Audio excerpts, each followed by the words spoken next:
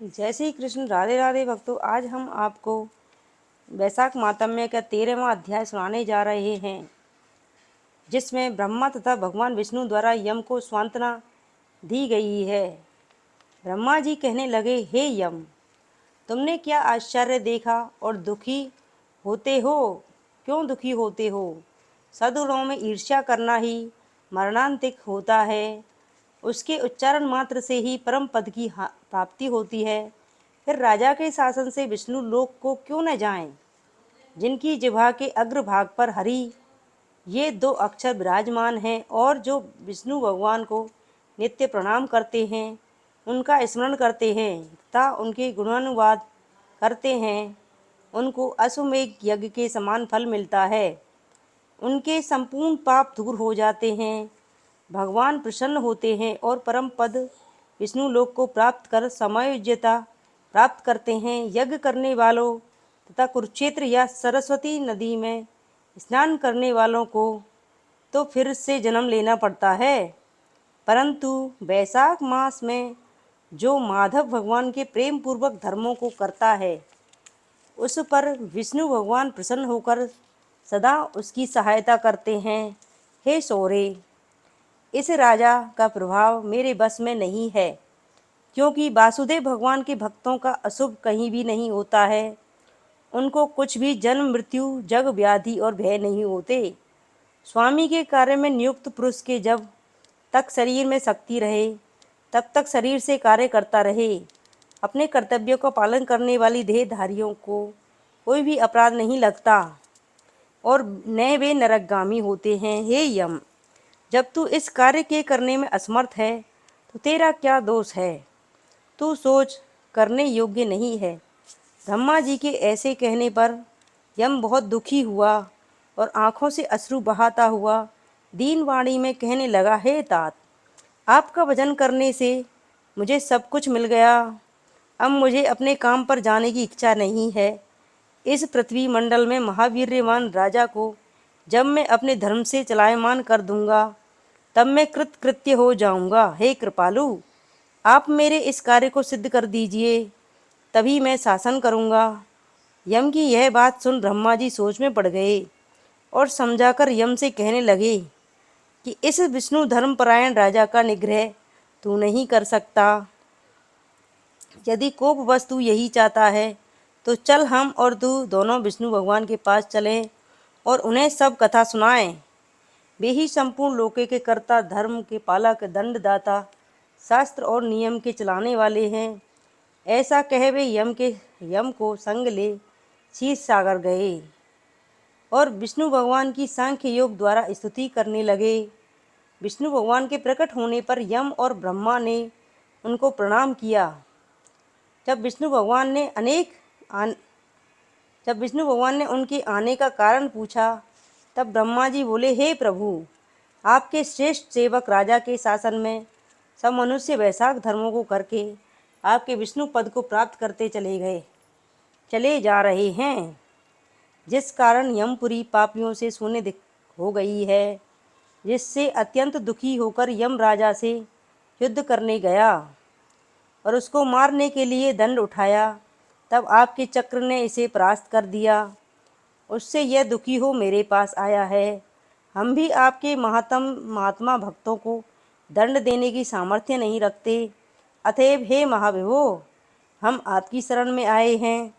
हे प्रभु, उस राजा को दंड देकर आप अपने यम की रक्षा करिए। ब्रह्मा जी के यह वचन सुन विष्णु भगवान हंसे और ब्रह्मा जी तथा यम से बोले, मैं लक्ष्मी प्राणदेह श्री वत्स कौस्तुभमणि तथा वैजंती माला, श्वेत दीप, वैकुंठ, क्षीरसागर, शेषनाग और गरुण का त्याग कर सकता हूँ, परंतु अपने भक्त को कदापि नहीं त्याग सकता। जिन्होंने मेरे लिए संपूर्ण भोगों का परित्याग करके अपने प्राणों को भी मेरे लिए अर्पण कर दिए हों और मुझ में ही सब कुछ देखते हैं, उन्हें मैं कैसे छोड़ सकता हूँ? अतएव हे यम, मैं तेरे दुख को दूर करने का अन्य उपाय बताता हूँ। उस राजा को मैंने 10 सहस्त्र वर्ष की आयु दी है, उसमें से 8 वर्ष बीत चुके हैं। 8 सहस्त्र वर्ष बीत चुके हैं। अब 2 सहस्त्र वर्ष की आयु भोग कर वह मेरी सायुज्य मुक्ति को प्राप्त हो जाएगा। तब एक बेन नाम का राजा बड़ा दुराचारी होगा, वह सब वेदोक्त धर्मों का लोप कर देगा। तब वैशाख के सभी धर्म नष्ट हो जाएंगे। जब अपने ही पाप से बेन दग्ध हो जाएगा, तब मैं पृथु का रूप धारण करके पुनः धर्म की स्थापना करूंगा और वैशाख उक्त प्रख्यात धर्म मनुष्यों से कराऊंगा। जो मेरा भक्त है, जिसने सब कुछ त्याग दिया है, ऐसा हजारों में एक ही होता है, उसको तुम वैशाख धर्म समझना। पृथ्वी पर ऐसे धर्म को कोई बिरला ही जानता है। इस प्रकार हे यम, तेरे कार्य की सिद्धि हो जाएगी। तू खेद मत कर। वैशाख मास के धर्म में निष्ठावान महात्माओं द्वारा इस मास में भी तेरा भाग मिलेगा। तू खेद को छोड़कर पराक्रम प्राप्त होने योग्य बन। जो मनुष्य पृथ्वी में तेरे उद्देश्य से प्रतिदिन स्नान, अर्घ्य, जलकुंभ, दही, अन्नादि का दान न करेंगे, उनके वैशाख में किए हुए सब कर्म निष्फल हो जाएंगे। अतएव तू उस राजा के ऊपर क्रोध का त्याग कर दे। वह राजा भी तेरा भाग तुझे देगा, क्योंकि वह मेरा अत्यंत भक्त है। और भी जो प्राणी तेरा भाग तुझे देकर वैशाख के धर्मों में प्रवृत्त हो, उनके धर्म में भी तू विघ्न मत करना। जो धर्म के पालन करता तुझे छोड़कर केवल मेरा ही भजन करे, उनकी तुम मेरी आज्ञा से अवश्य दंड देना। उसे राजा से तुम्हें भाग दिलाने के लिए भी मैं अभी सुनंद को उसके पास भेजता हूँ। वह वहाँ जाकर तुम्हें भाग दिला देगा। तब भगवान ने यम के सामने ही राजा को समझाने के लिए सुनंद को भेज दिया। सुनंद वहाँ जाकर राजा को समझाकर फिर भगवान के पास आ गया। इस प्रकार यम को आश्वासन देकर विष्णु भगवान वहीं अंतर्धान हो गए। ब्रह्मा भी यम को समझाकर आज्ञा दे चले गए। यम भी कुछ प्रसन्न हो अपनी पुरी को चला गया। फिर सुनंद द्वारा भगवान की आज्ञा बताने पर राजा ने अपने राज्य में सारी प्रजा को प्रतिदिन यम के निमित्त स्नान, अर्घ्य आदि करने की तथा वैशाख के धर्मों में भी यम को भी भाग देने की सूचना करा दी।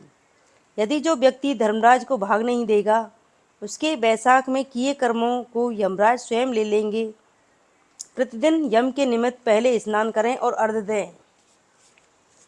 वैशाख की पूर्णिमासी के दिन पहले धर्मराज के लिए जल का घड़ा, दही तथा अन्नदान करना चाहिए। फिर पितृसुरों के निमित्त, पश्चात गुरु के निमित्त दें।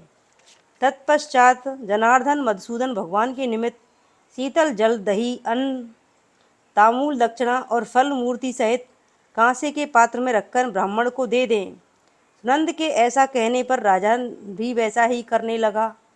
तत्पश्चात राजा अपनी शेष आयु को पूरी कर यथेष्ट भोग कर पुत्र पौत्रादि समेत वैकुंठ को चला गया। फिर बेन नाम का एक महानीच राजा हुआ। उसने सर्व धर्म तथा वैशाख धर्मों को लोप कर दिया, जिससे सब प्राणी धर्मों को करना भूल गए। क्योंकि वैशाख उक्त धर्म बहुत प्रसिद्ध नहीं है, विष्णु भगवान के कोई बिरले भक्त ही इन धर्मों को जानते हैं। जय श्री कृष्ण। राधे राधे। इस प्रकार वैशाख मातम्य का 13वां अध्याय समाप्त हुआ।